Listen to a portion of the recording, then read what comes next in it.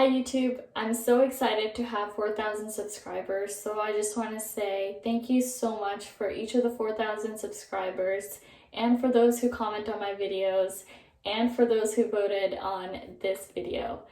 And I'm really happy that you're interested in my content and you choose to subscribe to my channel. It means a lot to me. With that, I want to get started on today's sunscreen review.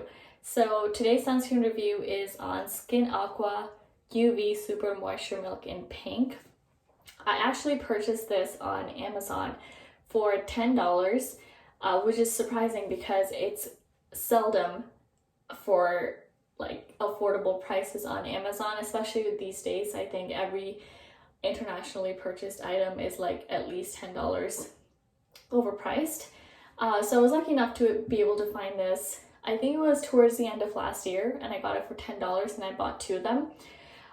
So it's very similar to the yellow one. However, in terms of packaging and the UV protection is very similar. However, the ingredients aren't the same. We will do a deep dive into the ingredients this video.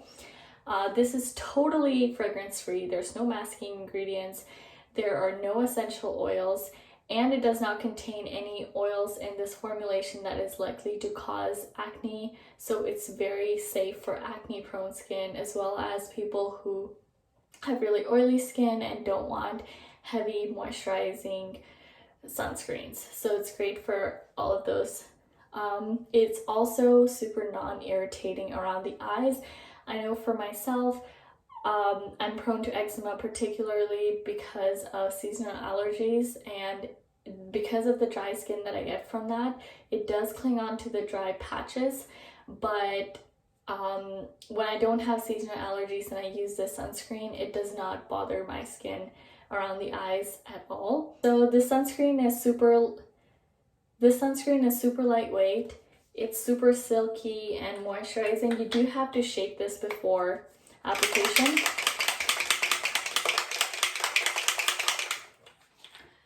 So let me put on just a little bit.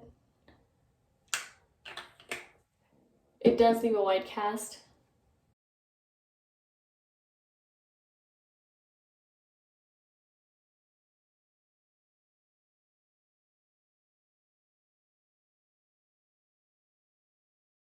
As you can see, it applies very smoothly. It doesn't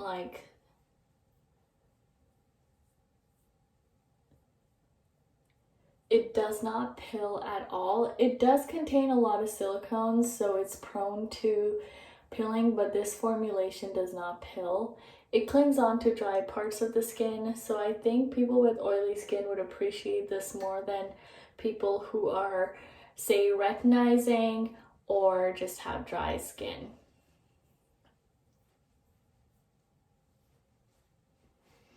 Okay, I don't know if you can tell, but I can definitely notice a white cast.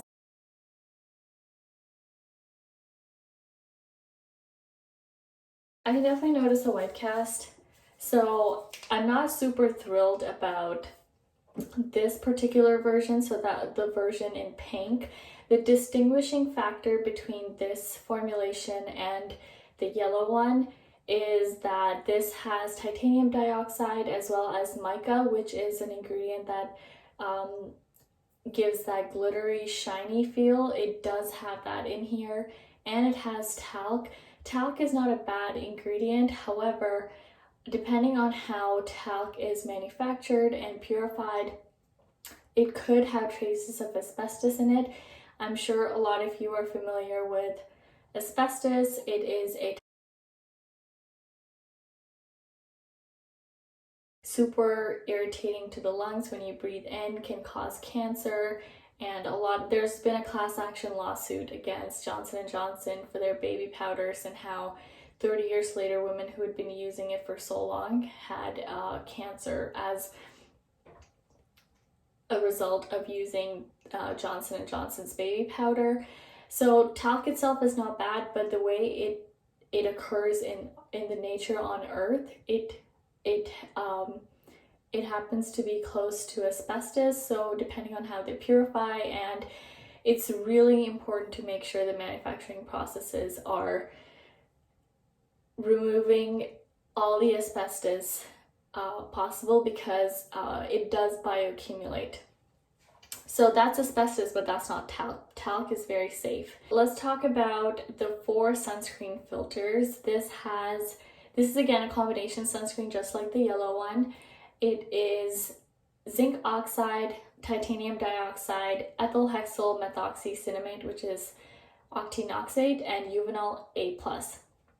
Those are 4 sunscreen ingredients. Zinc oxide covers both UVA and UVB from 320 to 750 nanometers. Titanium dioxide also does UVA, UVB, but much narrower, so that is 315 to 340 nanometers. Octinoxate is 280 to 320 nanometers, and eugenol A+ covers from 320 to 400 nanometers. So it has a very broad spectrum coverage. It is SPF 50 on the label with PA4+.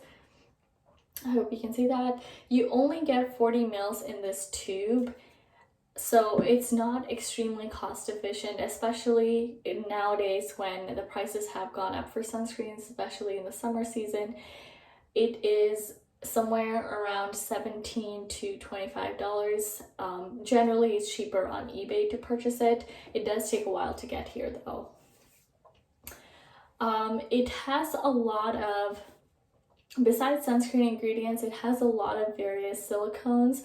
Silicones are not bad at all. They're very inert. They actually help the skin barrier, as well as provide a good delivery mechanism for the product's active ingredients to the skin. The active ingredients in this product are the sunscreen filters, but the silicones really add to the experience of the sunscreen. It goes on very smoothly. It gives a nice film.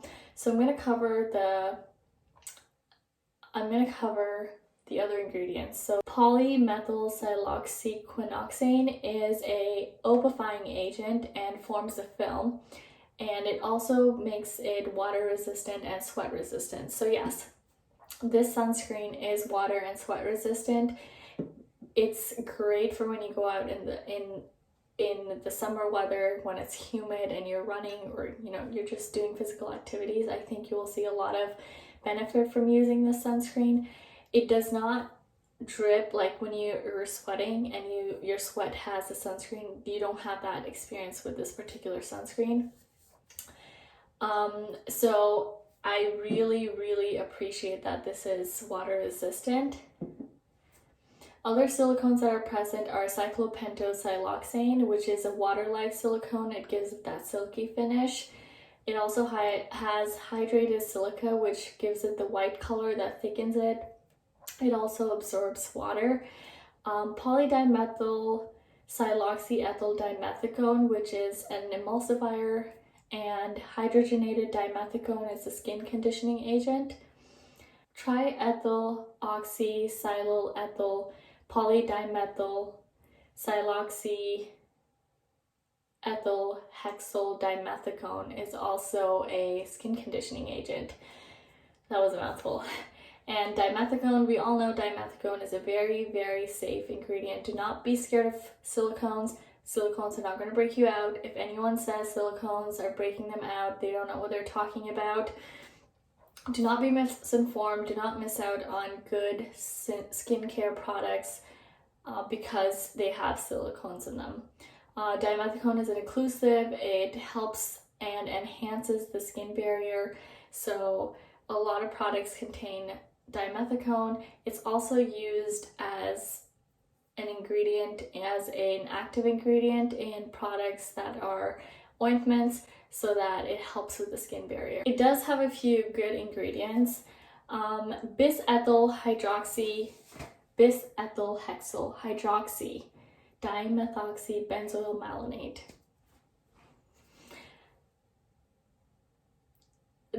Some of the superstar ingredient, if I were to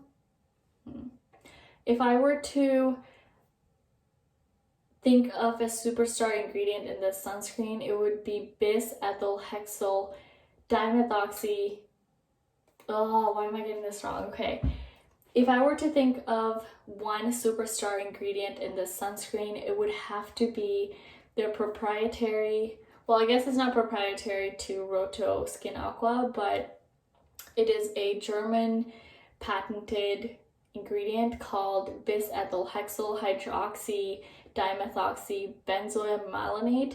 It is a polymer that is super, it's not a polymer, why did I say that?